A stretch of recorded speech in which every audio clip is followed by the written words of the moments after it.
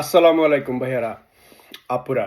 আজকে আপনারা যারা আওয়ামী লীগের হয়ে বা আওয়ামী লীগ নিয়ে কথা বলেন, ঠিক আছে? যারা একটু বেশি সচেতনশীল, আমি আপনাদের উদ্দেশ্যে বলি, গত 15-16 বছর আপনাদের এই সচেতনতা কোথায় ছিল? ঠিক আছে?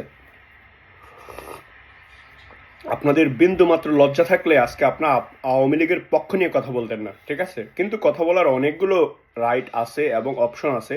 আমি সেটা বিশ্বাস করি এবং আমি মনে করি আপনারা কথা বলতেই পারেন।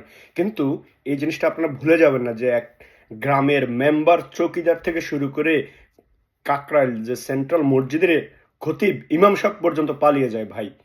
এই ধরনের ইতিহাস পৃথিবীর আর কোথাও আছে কিনা এটা আমার জানা নাই।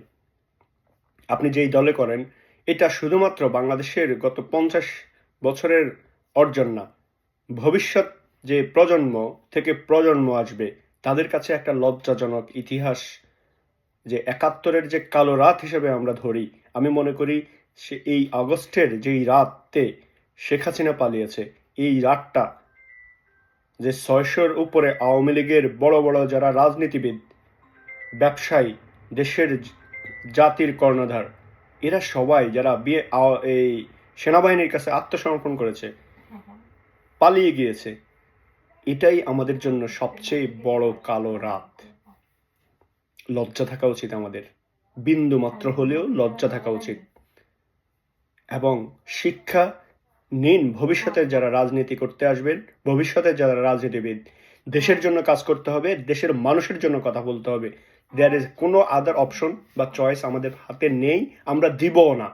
আজকে যারা নতুন বাংলাদেশ গড়ার বিনির্মাণে অঙ্গীকারবদ্ধ, যারা অলরেডি দেখিয়ে দিয়েছেন রক্ত দিয়ে এবং রাজপথে, এদের কাছে আপনাদেরকে প্রশ্নবিদ্ধ হতে হবে এবং রাজপথে আপনাদেরকে প্রশ্নগুলির উত্তর দিতে হবে।